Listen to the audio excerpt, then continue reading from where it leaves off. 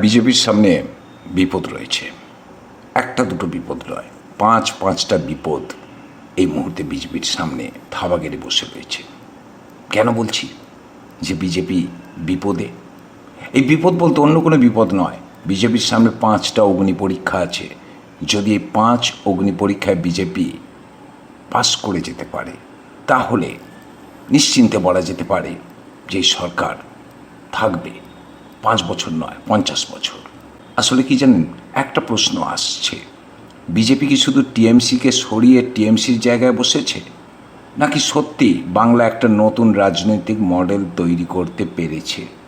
কেননা সরকার চালানো আর রাজনৈতিক সংস্কৃতি বদলানো কিন্তু এক জিনিস নয়।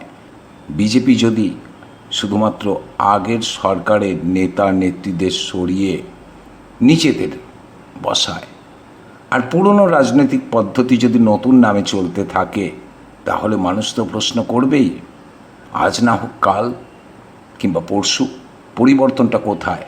আর সেই কারণেই আমি বলছি আজকে যে বিজেপির সামনে এখন পাঁচটা পরীক্ষা রয়েছে। এর মধ্যে একটা পরীক্ষাতে সামান্য ভুল করলে বিজেপি কিন্তু টিএমসির কাছে নয়, নিজের সংগঠনের কাছেই সমস্যায় পড়তে পারে। কেননা ইতিমধ্যেই তৃণমূলের রাজনৈতিক সংস্কৃতি বিজেপির মধ্যে অনুপ্রবেশ করতে শুরু করেছে।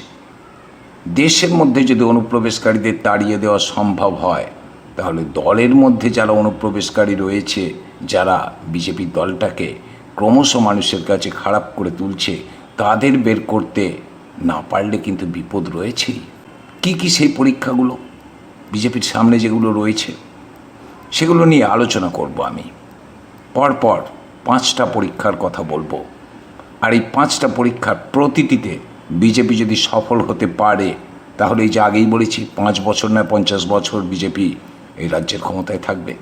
আর পরীক্ষা ভুল হলে বুঝতে পারছেন সেই ফাটল দিয়ে ঢুকে পড়বে বিরোধীরা, ঠিক যেমন কাঁটা তার গোলে অনুপ্রবেশকারীরা প্রবেশ করে আমাদের এই দেশে। দাঁড়াতে হবে তাদের। বলছেন বাংলার মানুষ যারা বিজেপিকে ক্ষমতা এনেছেন, তারাই দেখতে চাইছেন পরিবর্তনটা। কাজে শুনতে থাকুন। আমি তারক ঘোষ, আর আপনারা দেখছেন ভয়েস 9 বাংলা। প্রথম পরীক্ষা টিএমসি থেকে আসা নেতাকর্মীদের নিয়ে। ক্ষমতায় আসার আগে দলবদল বিজেপিকে শক্তি দিয়েছে।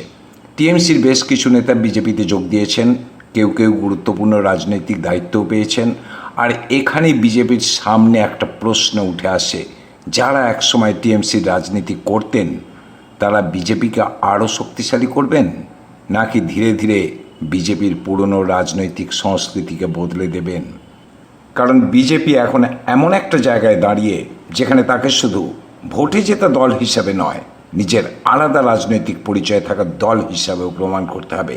আর যদি টিএমসির সংস্কৃতি বিজেপির ভিতরে পুরোপুরি ঢুকে পড়ে, তাহলে যে পরিবর্তনের প্রতিশ্রুতি দিয়ে বিজেপি ক্ষমতায় এসেছে, সেটাই প্রশ্নের মুখে পড়তে পারে এবং ইতিমধ্যেই পড়তে শুরু করেছে। দ্বিতীয় পরীক্ষাটা কি? সরকার চালানো। বিরোধিতা করা এক জিনিস, সরকার চালানো সম্পূর্ণ অন্য জিনিস। এতদিন বিজেপি বলতে পারত বাংলায় বেকারত্ব আছে, শিল্প নেই, প্রশাসনে দুর্নীতি আছে, আইন শৃঙ্খলার অবনতি হয়েছে। এখন মানুষ বিজেপিকে বলবে ঠিক আছে, সেজন্যই তো আপনাদের এনেছি। এবার আপনারা কি করলেন? চাকরি কোথায়? নতুন শিল্প কোথায়? প্রশাসনে কি পরিবর্তন আদৌ এলো? সাধারণ মানুষের জীবনে কি পরিবর্তন এসেছে? এই প্রশ্নগুলোর উত্তর এখন কিন্তু বিজেপিকেই দিতে হবে। কারণ ক্ষমতায় আসার পর আর সব সমস্যার জন্য আগের সরকারকে দায়ী করে পার পাওয়া যায় না। যদিও ইতিমধ্যে কলকাতার একটি হোটেল অগ্নিকাণ্ডের দায় পুরনো সরকারের ওপরই চাপিয়ে দেওয়া হয়েছে। সরকার 100 দিনের বেশি সময় এসেছে, এটা সত্য কথা। কিন্তু প্রথম দিন থেকেই যদি কড়া হাতে সিদ্ধান্ত নেওয়া না যায় এবং যা ভুলগুলো এতদিন তারা দেখে এসেছে বিরোধী থাকা অবস্থায়, সেগুলোর সংশোধন না করে, তাহলে শুধুমাত্র দায় চাপিয়ে দিয়ে পরিবর্তন করা সম্ভব নয়। তৃতীয় পরীক্ষা হলো নেতৃত্ব এবং সংগঠনের ভারসাম্য। শুভেন্দু অধিকারী এখন বাংলার মুখ্যমন্ত্রী এবং বিজেপির সবচেয়ে গুরুত্বপূর্ণ রাজনৈতিক মুখ। কিন্তু দীর্ঘমেয়াদে বিজেপির সামনে একটা প্রশ্ন আসছে, বাংলায় কি একজন শক্তিশালী নেতার ওপর অতিরিক্ত নির্ভরতা তৈরি হবে, নাকি এমন একটা শক্তিশালী সংগঠন তৈরি করা হবে যা একজন নেতার বাইরে গিয়েও নিজের শক্তিতে দাঁড়াতে পারে? কেননা আপনারা জানেন যে মমতা কেন্দ্রিক দল ছিল তৃণমূল, একজন নেতার উপর নির্ভর করেই ভোটে জিতে এসেছে। কেন বলছি কথাটা? কেননা নির্বাচনে একটা জনপ্রিয় মুখ অনেক ভোট এনে দিতে পারে, কিন্তু 5 বছর সরকার চালাতে গেলে বুথ, জেলা প্রশাসন, স্থানীয় নেতৃত্ব এবং সাধারণ কর্মীদের সমন্বয় প্রয়োজন। আর সেই জায়গাতে বিজেপিকে এখন নিজেদের সংগঠনকে আরও শক্ত করতে হবে।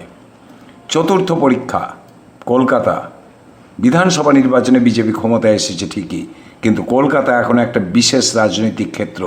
দীর্ঘদিন ধরে কলকাতাকে টিএমসির শক্ত ঘাঁটি হিসাবে দেখা হয়েছে। তাই এবার বিজেপির সামনে প্রশ্ন, রাজ্যের ক্ষমতা দখলের পর তারা কি কলকাতার রাজনৈতিক জমিও নিজেদের করে নিতে পারবে? সামনে কলকাতা পুরসভা নির্বাচন থাকায় এই লড়াই আরও গুরুত্বপূর্ণ হয়ে উঠছে।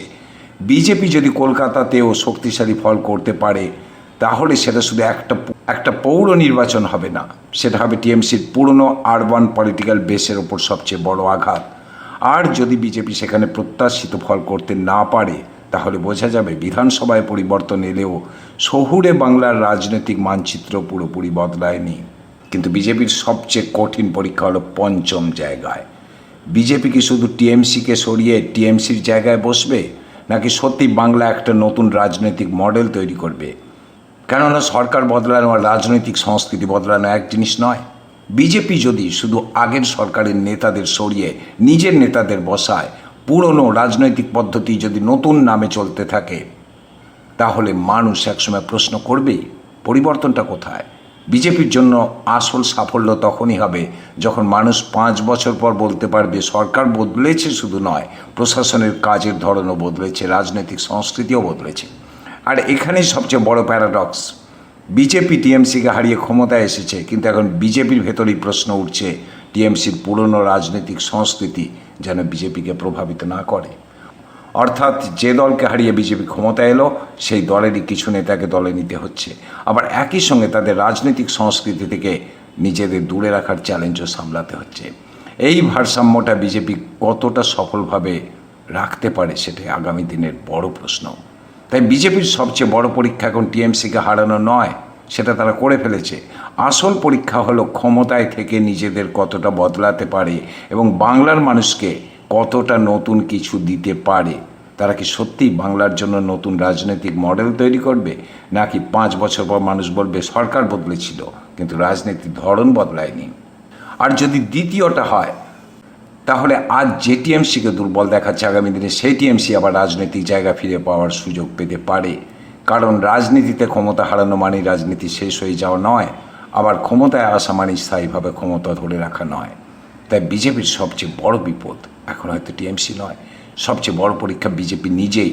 তারা কিভাবে সরকার চালায়, নিজেদের সংগঠনকে কিভাবে ধরে রাখে, টিএমসি থেকে আসা নেতাদের কিভাবে ব্যবহার করে, কলকাতার মতো গুরুত্বপূর্ণ জায়গায় কী ফল তারা করে, এবং সবচেয়ে বড় কথা বাংলার রাজনৈতিক সংস্কৃতিতে সত্যি কোনো পরিবর্তন আনতে পারে কি না, এই সব কিছুই আগামী দিনে বিজেপির ভবিষ্যৎ ঠিক করবে। আপনার কি মনে হয়, বিজেপি কি সত্যি বাংলার রাজনৈতিক সংস্কৃতি বদলাতে পারবে, নাকি শেষ পর্যন্ত টিএমসির ছায়ায় বিজেপিকে ঘিরে ফেলবে? কমেন্টে অবশ্যই আপনার মতামত জানান। আর খবরের নেপথ্যের আসল রাজনৈতিক অঙ্ক বুঝতে সঙ্গে থাকুন ভয়েস 9 বাংলার সঙ্গে।